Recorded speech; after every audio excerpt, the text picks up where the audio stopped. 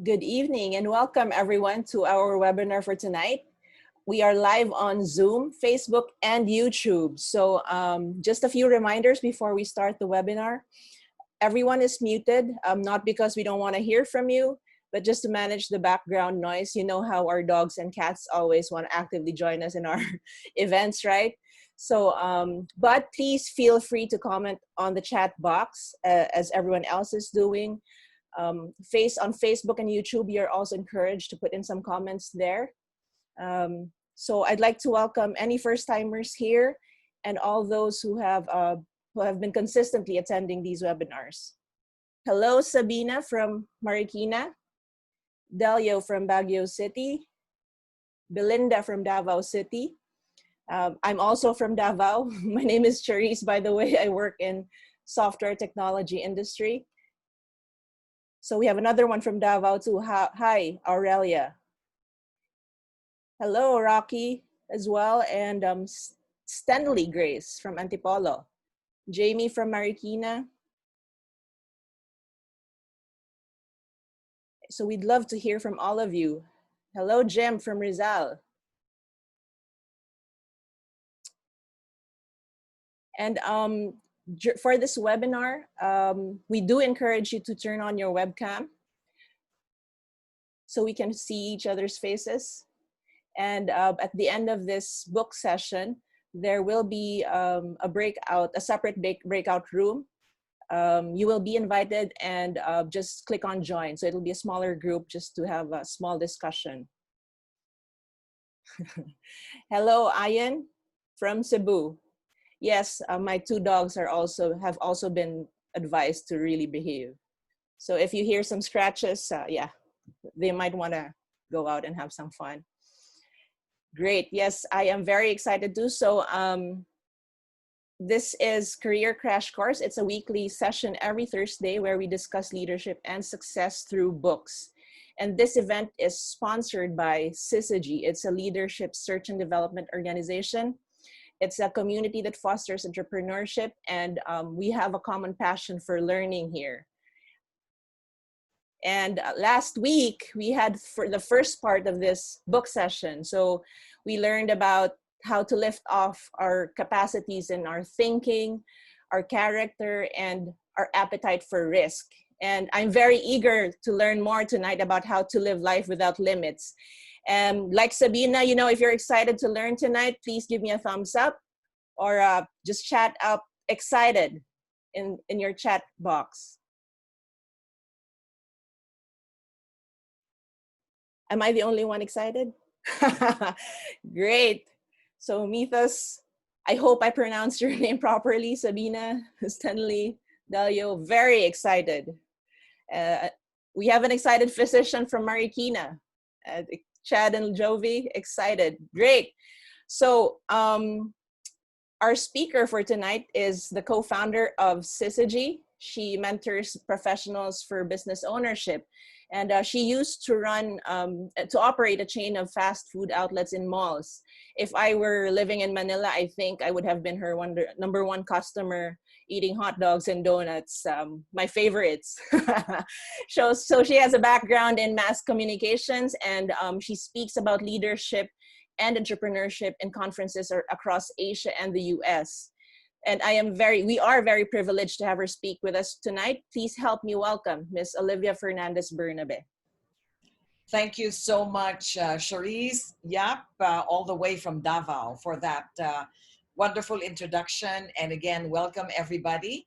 Welcome to our second-timers, third-timers. Actually, I think Charisse mentioned that this is a part 2 of the book session we did last week. Welcome to those of you who have been attending these sessions every night. Actually, we have different kinds of sessions at 8 o'clock. We call it the 8 o'clock habit, where you can learn and grow and develop yourselves. And tonight is our book sharing on the phenomenal book of John Maxwell entitled No Limits. There you go. Oh, the computer doesn't read the book. No Limits by John Maxwell. And it's a number, John Maxwell, as you all know, is a #1 New York Times bestselling author. He sold millions and millions of books. And this particular book talks about blow the cap off your capacity. And last week, we talked about certain areas where you can develop your capacity, and we're going to cover 3 other areas. But the book has 17 different areas where you can blow the cap off your capacity and that you've got so much potential. But again, for variety, we're going to cover another book next week, and we're just going to cover 3 areas tonight. Now, I'm going to just kind of go back to the beginning of last week, because before we can blow off our caps that limit our capacities, John Maxwell in this book had a lot of chapters about asking us, questioning, why are we limited? What is limiting us? And I talked about that more the last time, so this is more like a review. And I talked about your capacities are not set. Many of us, of course, have the fear. We have baggages of the past. We have times when we failed and that became a permanent mark in our brain, forever embedded. Maybe you failed an exam. Maybe your teacher gave you a not very flattering remark. Maybe your mom said something or your sibling tried to put you down. And those negative experiences in the past, they're like a heavy bag that we carry along in life. And all we need to do is get a pair of scissors and cut them so we don't have those baggages. Your capacities aren't limited. You know, it reminds me of stories of little, frail women who are able to lift or push refrigerators during a fire to save their loved ones trapped in a home. They have this adrenaline rush that makes what is impossible possible. Or you might have heard of people who've tried to lift a car or a part of the car because someone's life is at stake, and they're able to do things that are seemingly impossible. They have this rush, they call it an adrenaline rush, where you suddenly have the power and the strength to do things that you've never before ever imagined. We know of stories like that, and our capacities are just like that. And you can become aware of these possibilities that make you better. You just need to develop the skill of awareness, and you can remove the caps off your capacities. You know what, last time, the first part of this Limitless talk, I talked about the biblical example of David and Goliath. And nobody believed that David had the capacity, the capability to slay Goliath. He was 145 pounds and he was 5'7". And Goliath was 240 pounds and he was a giant. And the giant laughed at David. And that was the biggest mistake, because we know the story. David had the capacity and he won and he slew and he killed Goliath. And you too can remove those caps that are limiting you. I talked about this quite a bit the last time, so this is just a little bit of a review. And I talked about elephants in a circus. They grow up as babies. Well, first they're little babies and their leg is tied up in a rope so they can't escape in the circus. And they grow up to be these very big animals, and they don't ever dare break out of that rope that's tying them. And as they become big creatures, they're not tied down by a rope, they're tied down by a string. And they can easily escape their captivity. But in their minds, their only possibility, their only capability is the area that they've grown up with, which is a very limited area, which is where the rope takes them. And beyond that, they can't go anywhere else. That's very conditioned in the animal's thinking. In fact, this is not some kind of theory. These animals have been known to die in circus fires. They're going to die. The circus is burning, and yet they will not escape. But we can. You know, this book was very inspiring for me because it talks about so many ways that we can break out of that thinking, of habits, of whatever it is, so that we can actually become better and the best that we can be. We can make choices that maximize our possibilities. Last week, we talked about the thinking capacity, your capacity to think effectively, which is very important, the character capacity, your choice based on good values, and number 3, your risk capacity, your choice to get out of your comfort zone. And there was so much material just in each capacity. But since this is a limited time and this is just like a little bit of a summary, I chose the following for our discussion today: people capacity, leadership capacity, and attitude capacity. So let's go through that. Let's look first at people capacity, your ability to build relationships. Now, I'll just give you a little background about me. I deal with people every day. I mean, unless you're living in an island. So I deal with people in the home that I live with, my family, my helpers, and I've pretty much been living with them in quarantine since March. So we're not actually going out to work. We're working from home. I am the head of the lector commentator ministry here in our parish in Santa Rita de Casia Parish in Quezon City. I've been serving as lector commentator for more than 20 years.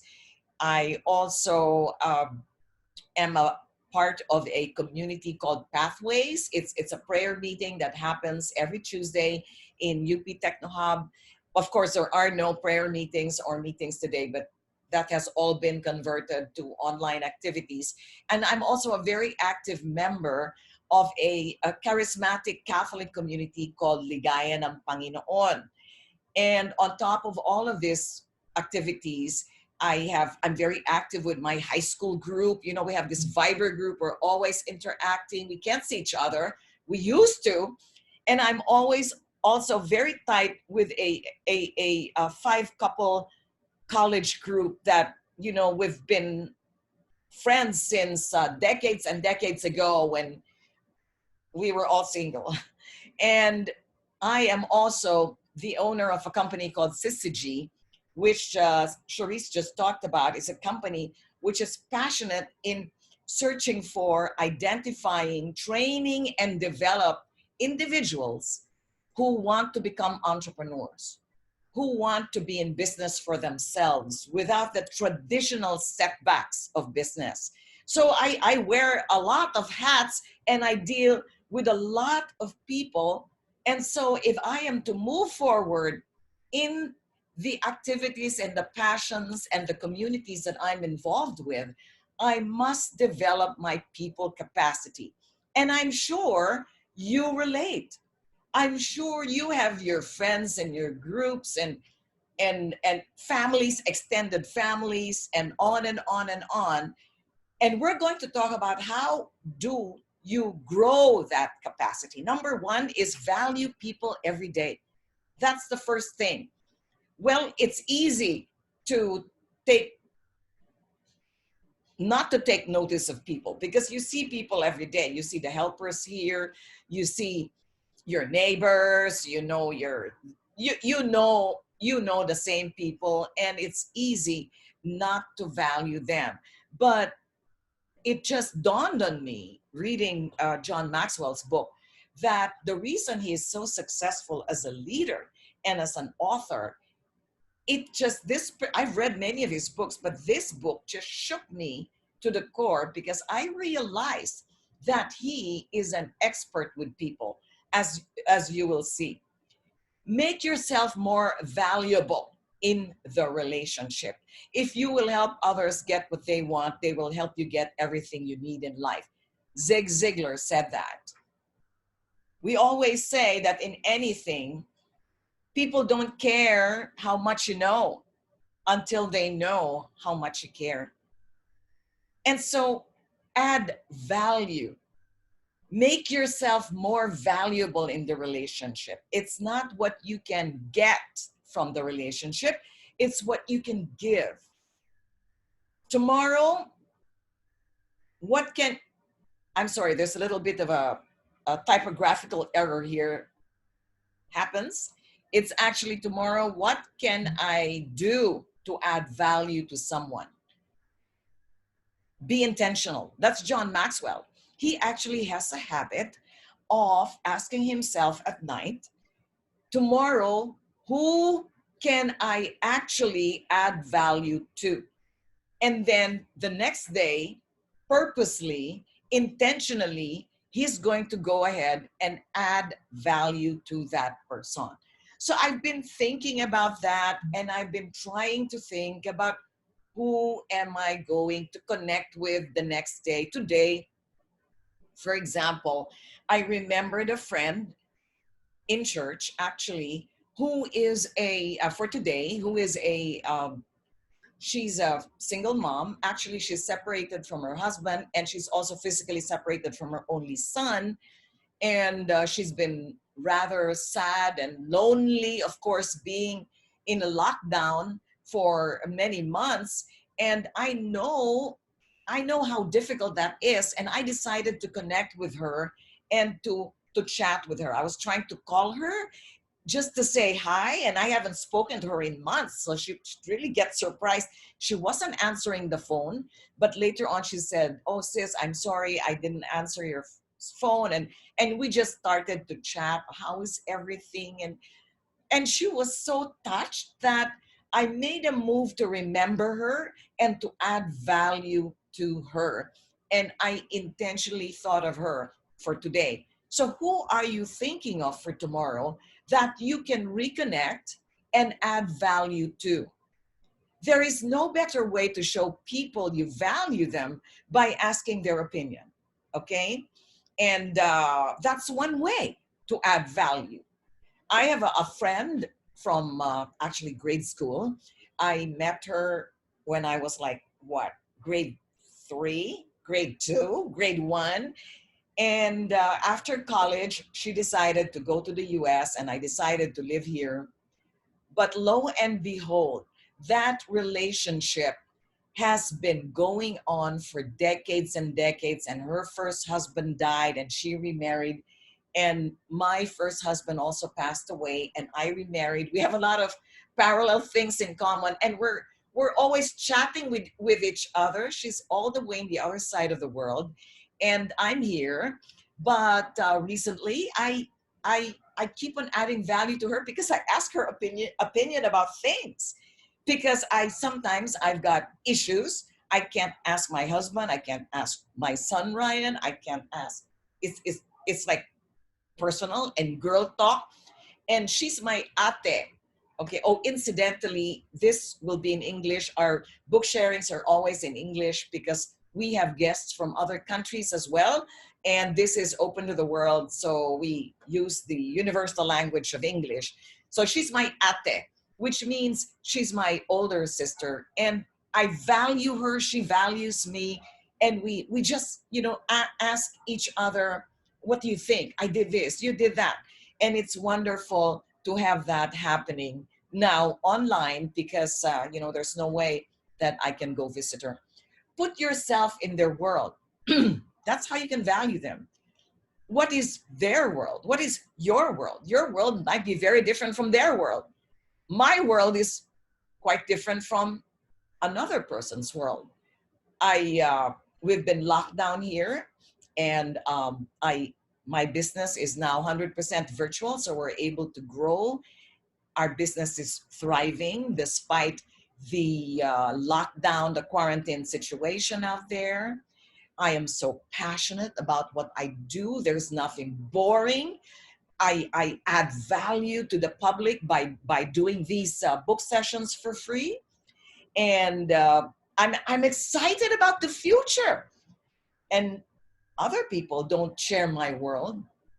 I should be empathizing too with other people who perhaps have lost their jobs, or their jobs have been reduced to 50% income, or to people who are not able to eat or pay for their homes or education of their kids. They don't know what next year is going to be like. But empathizing, putting yourself in that situation is one way to be able to add value to people and to connect with people. Focus on relationships, on benefiting other people and not yourself. See, it's always about other people. It's really a value of significance. Again, there is a difference between success and significance. Significance is when you add value to other people, and success is when you add value to yourself. When you focus on other people, you add value to them and you become a person of significance. I learned that too from John Maxwell. I'm an absolute fan. Relationships never stay the same. They need to be cultivated. You can't keep it. You need to, like a plant, you need to be watering it. You need to be fertilizing it. You need to be communicating, sending messages, birthday, pictures, sharing stories, doing things out of the blue. My late husband, Ernie, was an expert in this, and I absolutely loved his example. You know, out of the blue, you would just see him calling up somebody from out of nowhere in the States, for example. There was no reason to call. There was absolutely, it wasn't a birthday or anything, but he would just connect with people. And I would see him, you know, enjoying chatting with this long lost person. But that call made such a difference in his relationship with those people. And then the next after a few days, he's connecting with another person. He likes to chat again on the phone with somebody with for no reason at all. Be consistent friends in your relationships. Well, that's why we have technology, so you can always check on your friends and be in touch. You know, my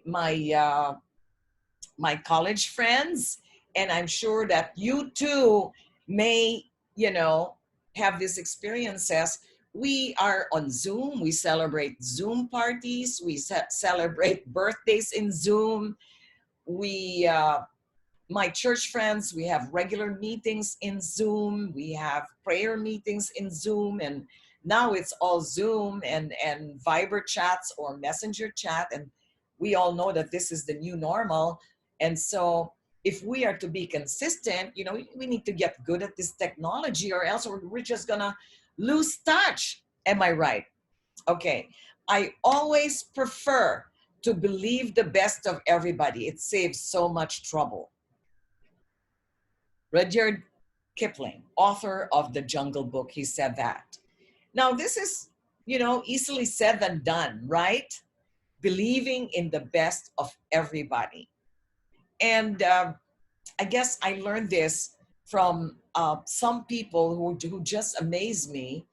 And for example, my husband now, Frank, he's somebody who's very positive. You know, we have issues, we have political issues, we have personality issues in the community where I live, in the church community. And sometimes there are people with difficult personalities, and it's easy to judge and say things. And my husband, Frank, he would just tell me, please don't prejudge, and don't use don't try to put down people. It's not that I'm putting down people, but sometimes there are clashes in issues and beliefs and values, and it's easy for us to judge. But he would say, always give people the benefit of the doubt before you judge them. Right, that's really true. How to be a consistent friend. I'm sorry, I need to move my here so I can read the text. Yeah. You want to be a consistent friend. You don't want to be a friend here today and gone tomorrow and disappear. And yeah, I believe the best about people. Okay. I don't allow, this is from the book, I don't allow people's behavior to control me. And this is what John Maxwell actually does. which is like what my husband now is telling me. Okay, he didn't read his book, but he's telling me. John Maxwell says, I always put a 10 on people's heads, meaning he has great expectancy for that person. I always put a number 10 on their head, you know, on a scale of 1 to 10, which is 10 is the maximum. We expect and we know that you're a number 10. But then when he develops a relationship with them and finds out that perhaps there are some difficult personalities, there could be some clashes, there could be some issues, he says that he would make the 10 is his expectation, but in reality, in the course of developing that relationship, that person's a 5. So he would adjust his attention to that person based on 5. He's not going to force himself there. He's not going to try to make that person a 10, but he might even stay away knowing that maybe there's really no connection if the relationship score is low. And he also says, I place high value in relationships, even in difficult situations. So even if there are clashes or misunderstandings, or sometimes people have rough sides to them, because we all do. I mean, I'm not an exception, of course. You know what? We just try to be the best that we can be when there are difficulties. And I'm not talking about economic difficulties, but relationship difficulties. Always trying to put a 10 on their head, always trying to give them the benefit of the doubt, and just trying to reach out if you can, but also not let them influence you if it's negative. Okay, so you're able to control people's behavior. I mean, you don't control their behavior, but you're able to control how you react to them. You can't control people, but you can always control your reaction. And he talks about unconditionally loving people. Okay. The best example I know of unconditional love is the love of a mother to a child. Am I right? A mother will love the child despite crying, pooping, peeing, you can put everything wrong with a child, and the mother would still love the child. You know, there's that saying, oh no, how does it go? Only a face that a mother could love. That's called unconditional love. But again, the most unconditional love is the love of our Father, our eternal Father in heaven for us. That's unconditional love too. And number 6 is you create great memories with people. Great memories. How in the world do you that? Okay, I'm just going to read from the book because this is something you might want to hear. What can I say that will affirm those with me? What questions can I ask that they will find interesting to discuss? What can we do that will be different and fun? What do I know that they would want to know?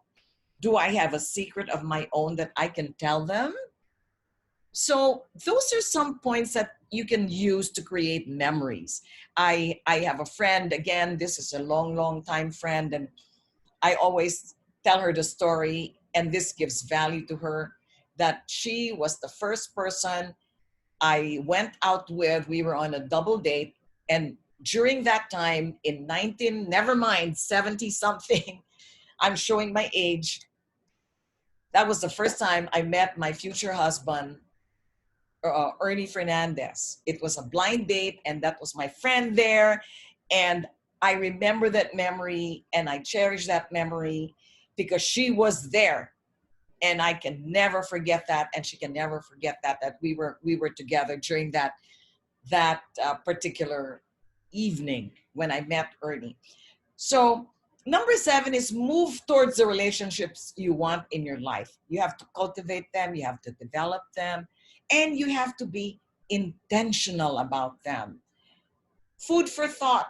Use the power of the proximity principle. Get next to the top, to the 10 people who can get you to the next level. Wow. So think about it. You want to grow your people skills, your speaking skills, your leadership skills, whatever skills you want to grow. Who are the 10 people who can help you achieve that? And then be intentional and deliberate in getting close to these people so that you can gain from their influence. Now, of course, the people that I want to be close to in terms of developing myself to my God-given potential are among my existing friends today. Some of you are in the webinar, and also in church. I'd like to be around by being friends and listening to their talks, to their teaching in our community, those that impact me, those that I respect, those that lift me to a different level. And also in my business community, Sister G, I actually want to be around successful people that can teach me how I can help more people help themselves become successful, how I can be a person of significance and not just success in our CCG business. And since many of those people are actually living abroad, they come to me through live talks like this, or even through recorded audios, which is a very powerful way of getting close to these people and picking up their thoughts and allowing myself to be influenced by the values that they have and the knowledge that they have that I respect tremendously. That's being deliberate about getting close to people. Now, number 5, we're going to another capacity, okay? Actually, there's a biblical passage there I would like this. I don't know where that went, but it's a very important passage. It's the commandment that God gave, okay? And some of you might be able to quote it from the Bible, but the greatest commandment for those of you who are Christian, the greatest commandment that the Lord gave us was to love our God with all our might, with all our strength, with all our power, everything. You know, I'm kind of can't get the word straight now. I had it actually there. I think the slide disappeared. And the second commandment was love your neighbor as yourself.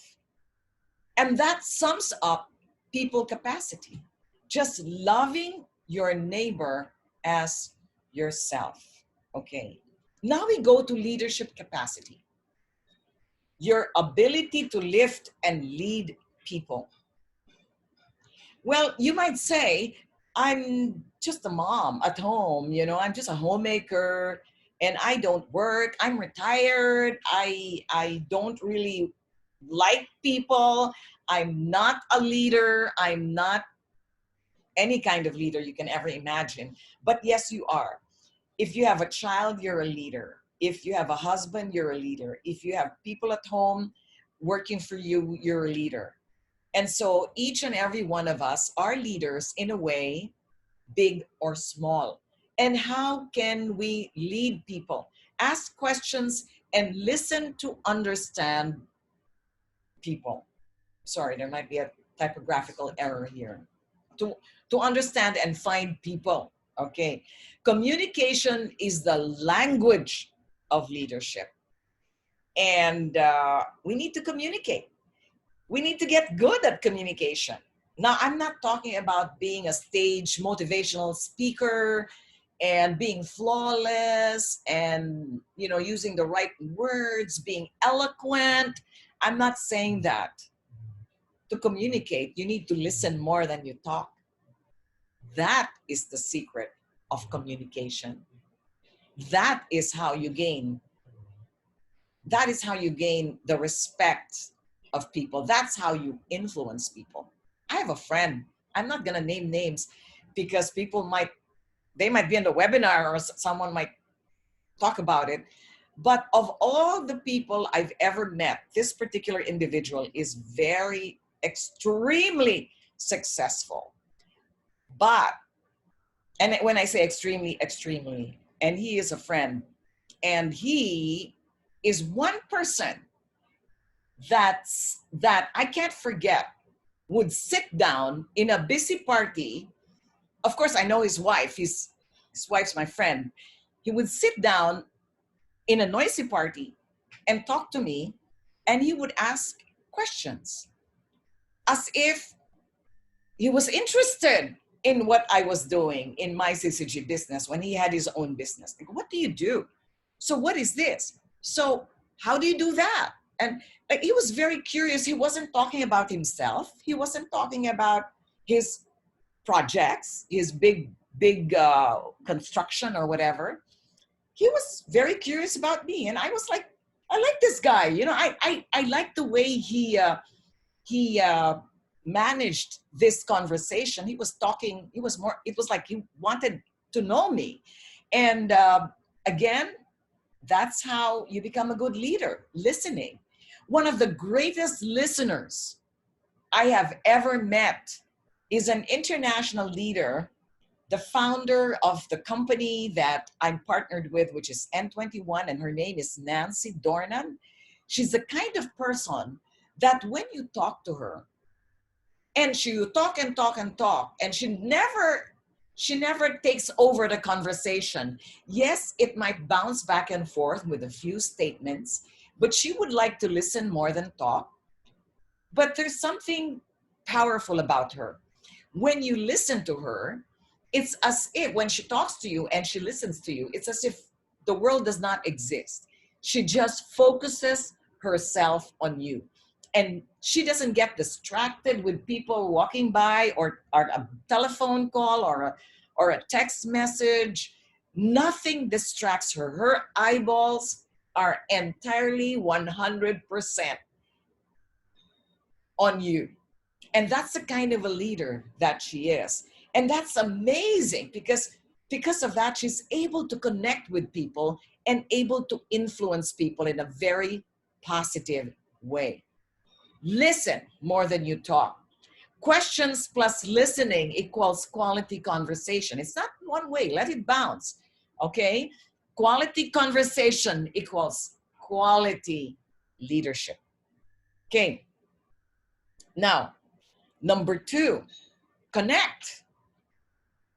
Connect with people before asking them to change. Okay, we've got a business idea, we've got a project, we have a plan, and we want people to follow us, okay? But John is saying that we need to connect first before we can ask people to change. That reminds me of the story of Mahatma Gandhi in India. A story of someone who tried to espouse and teach the Indians peaceful disobedience against the oppressive British in India. Instead of there was like a massacre, and people wanted to be violent and fight back and kill and spill blood. But Mahatma Gandhi gave them a vision of peaceful disobedience, and he was actually successful in transforming the whole India to his cause and his mission. But you know what the story is. The people in India did not connect to his vision. They connected first with him as an individual, as a person, as a leader. It's very similar to the 21 Irrefutable Laws of Leadership, which is by John Maxwell again, where he talks about the buy-in principle. Before people follow the leader, they have to buy into you. and then they follow your cause and your mission. And that's the only time that they can change and move forward. So are you someone worth following? Are you able to connect? Are you able to add value to people so that people like you and respect you and they follow you? Demonstrate transparency before challenging people, okay? So it's always good to be authentic, to be honest, to be open, to be vulnerable. Okay, we're not perfect people. I'm here. I'm making a lot of mistakes. I didn't memorize this stuff. I just look at an outline and I'm like just thinking as I go along. I'm just trying to be myself, which is speaking from the heart. And I have a lot of mistakes. I've been making mistakes a lot. But some people say that I'm a good speaker and I've been on international stages. I'm not a good speaker. I speak from the heart. But the idea of being a speaker frightened me before. And I told you this story before. Like, I couldn't speak in front of people. I would be in a speaker for, let's say, 100 people, and my stomach would be turning all over. Like I wanted to throw up or I needed to go to the bathroom. Well, both ways, you need to go to the bathroom, okay? That was my feeling. I was very, very afraid. I was very fearful about public speaking. I was not at ease, okay? It was just frightening. But leaders, you don't need to be perfect. Make mistakes. Be authentic. In that way, people relate to you.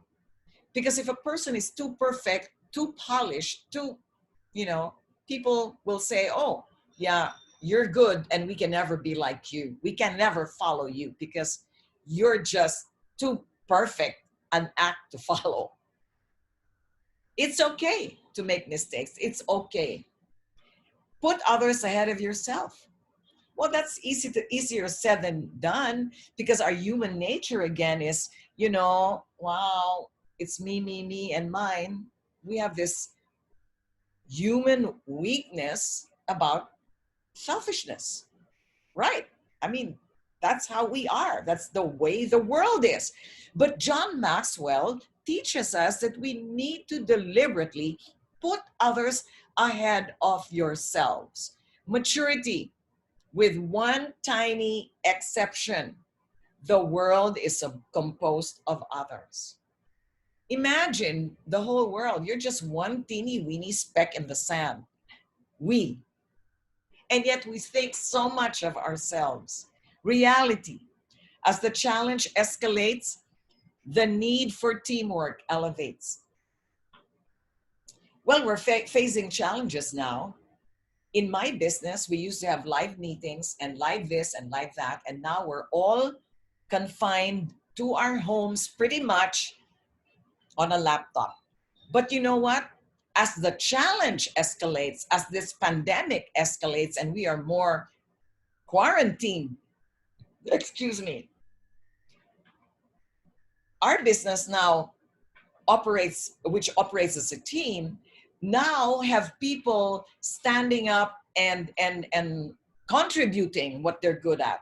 We have people who are good at the IT side, the technical side. We've got people who are creative and they have a lot of ideas. We have people who are good writers. We have people who are good talkers. We have people who are good at the health subject. We have people who are good at the book sharing activity we do, which is all part of our Syzygy 8 o'clock habit. And everyone mostly are eager to contribute a talent because this is the time for the team to get together during challenging times. Profitability: measure your success by what you give and not what you gain. Wow, that's really a thought. You want people to profit first before you. It's gotta be about people first. And then when people realize this, then people honor you and they follow you as a leader. Make the shift from me to we. Something to think about. Are we doing this in our daily activities? Remember, never focus on making money. Focus on making people, building people. Never focus on starting companies. Focus on starting people. Never focus on growing production. Focus on growing people. It's all about people. Oh, there is the food for thought. I was looking for this biblical passage. Love the Lord your God with all your heart, all your soul, all your mind, and all of your strength, and love your neighbor as yourself. It's all about people. And being a good leader is someone who's a good people person, who has developed his people capacity to his maximum potential. Now we're going on to the third subject for tonight, which is the attitude capacity. All right. Well,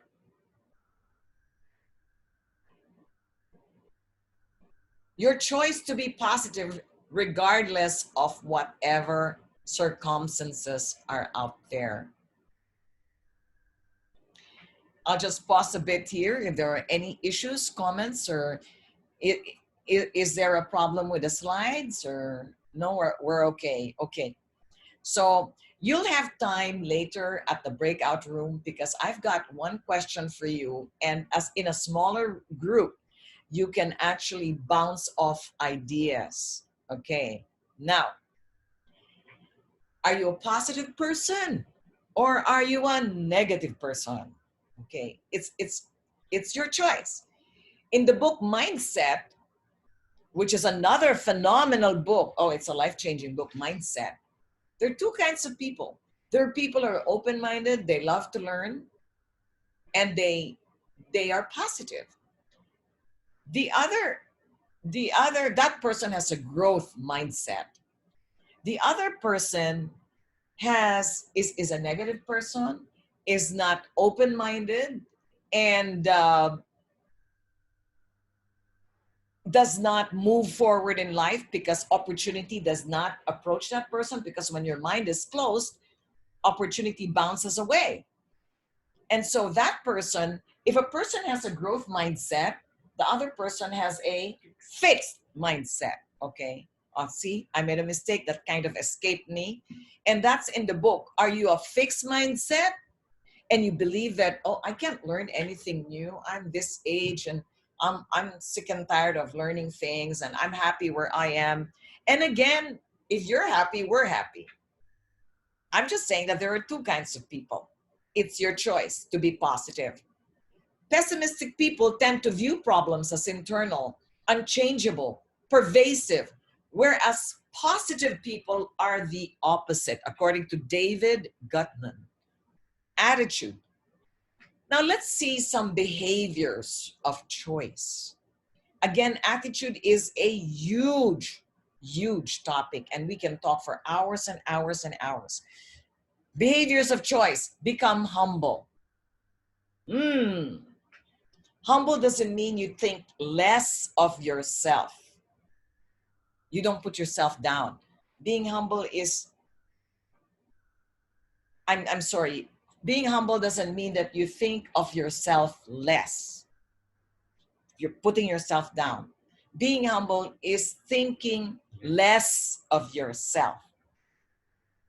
Not always thinking of yourself. So you think less of yourself. Now, I was just reading about Warren Buffett, and he is like the most outrageously successful rich person with 68 point something billion US dollars in wealth. And he's also one of the most humble person you would ever meet on the planet Earth, because he has not changed his home. His home is the same simple home he had in 1958. And he is averse against flashy cars and expensive, flashy things. It's a simple guy. He's a very frugal guy.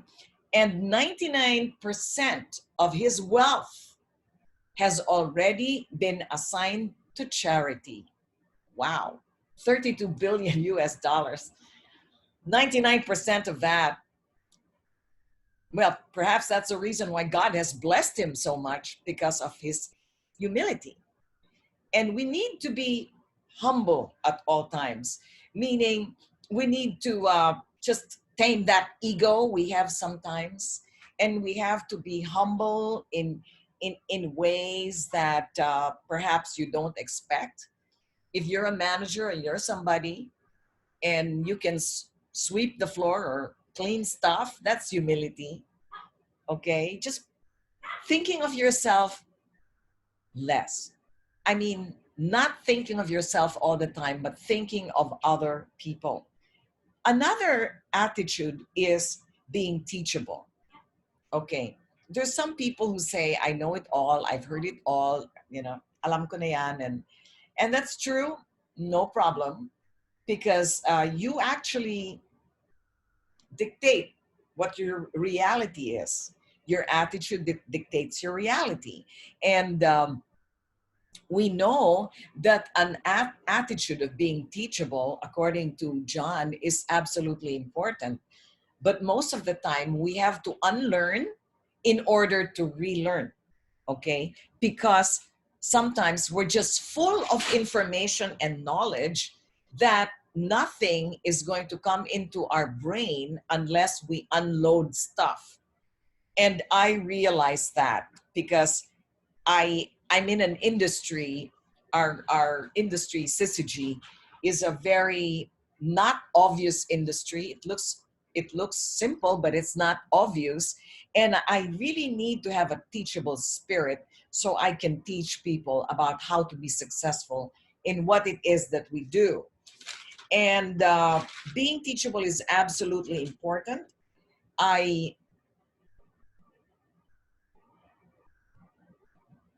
Becoming resilient is important too. Becoming resilient, being able to bounce back, okay? Not being able to get up when you fall down and get up and then you fall down. And I had some notes here, but this is a live talk and it kind of disappeared because it fell. And here are some pointers for resiliency. Don't try to solve a problem with the same thinking that created them. That's number one. Number two, master your emotions before they manage you. Emotion can take over. Number three, pick yourself up as many times as it takes. So it doesn't matter how many times you fall down. It doesn't matter how many times you make a mistake, as long as you get up again one more time. And that's being resilient, having the attitude of resiliency. Now, I'm going to actually give you another food for thought. Don't ask yourself what the world needs. Ask yourself what makes you come alive and then go do that. Because what the world needs is people who have come alive. Let me end by actually telling you a story that inspired me so much in the attitude chapter of John Maxwell's book. John Maxwell actually was invited to attend a concert in Europe, and it was a Philharmonic orchestra. And of course, he was very eager. And as he entered the opera house, he was just a little concerned because he saw that the orchestra was made up of little children. Well, not little, but children. And they didn't look like really good looking, sharp children.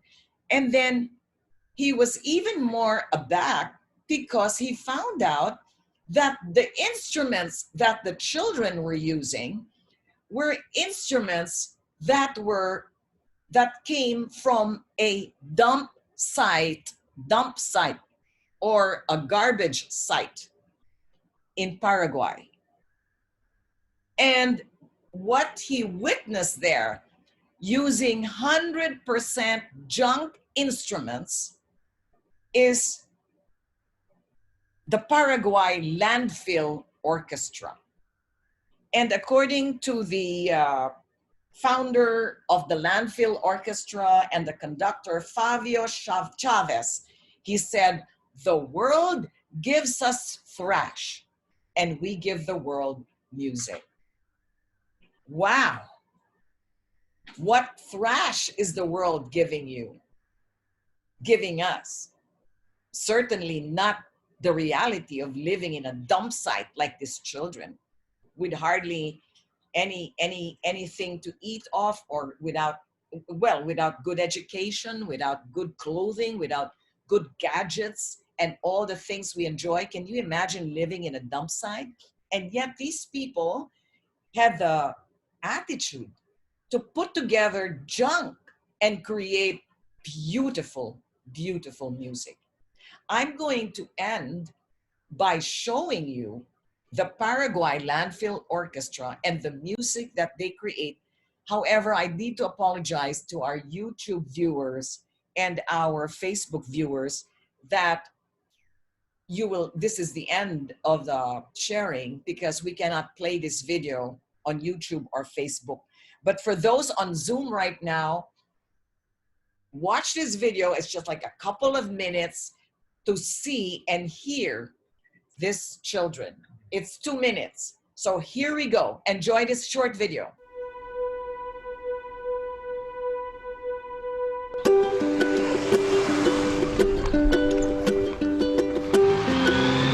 ¿Entienden? Bueno, entonces tienen que atender.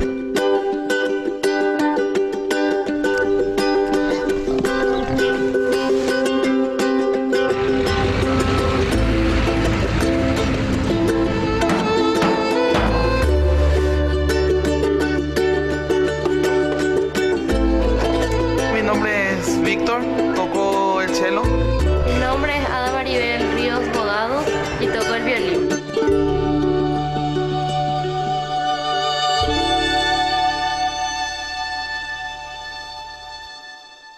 Ahí va.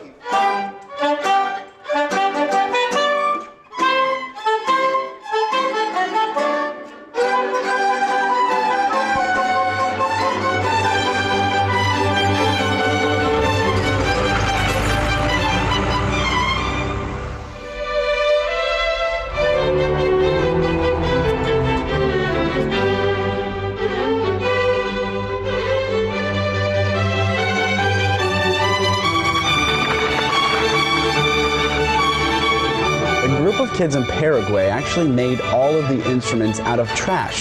Look at this. That's a fork, people.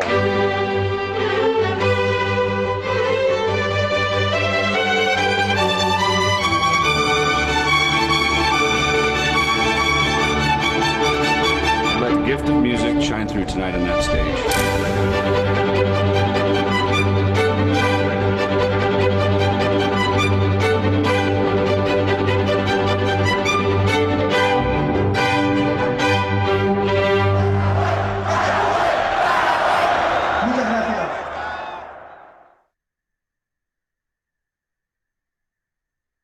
Was wonderful sharing with you tonight, and I hope you learned something, and join us again next Thursday for another book sharing.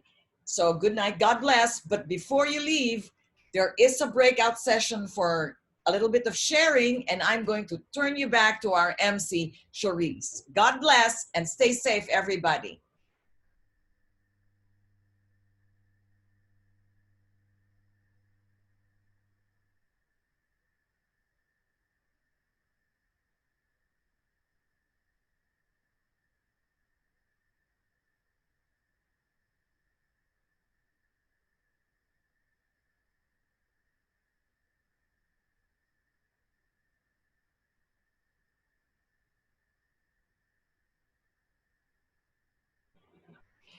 while we're fixing another technical error here, Charisse was accidentally muted. So she is muted now. Charisse, are you okay to talk? Yeah. MC, there Yeah, you go. I turned it over. I'm sorry, to I you. don't do sign language. So No problem. thank you so much, Olive. you. You right. have definitely added value to all of us tonight, right? I'm seeing a lot of messages here in the chat box. So thank you so much. And as Olive mentioned, everyone, we will be breaking out into smaller groups to discuss just some small questions. Share with each other what idea or thought in the talk jumped out in your mind and why, and then maybe share with us as well how you can apply it in your life. So we'll just wait while the host will be setting up the smaller groups, and just make sure you press join when you get the invitation. So we have comments here. Thank you, Olive. They love the video. I love that video. That's the first time I've seen the Paraguay landfill orchestra. That's really amazing. Chester says, thanks very much for the informative and inspiring talk. Yeah, Matet says, this talk should have a fee, definitely. And we're very blessed that it's been given to us for free.